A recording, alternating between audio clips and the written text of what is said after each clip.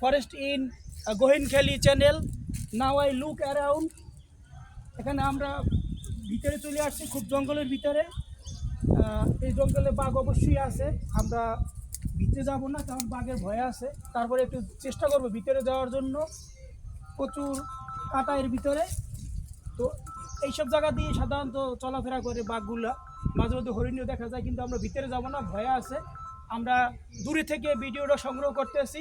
আপনারা যদি কখনো জঙ্গলে আসেন খুব সাবধানতা অবলম্বন করবেন, কারণ বনের ভিতরে অনেক হিংস্র পশু পাখি আছে। তাই কাজেই যখন ঘুরতে আসবেন সাবধানতা অবলম্বন করবেন। তো আমরা আজকে ঘুরে ঘুরে দেখব, আপনাদের একটা ভিডিও শেয়ার করব আমরা এর সাথে।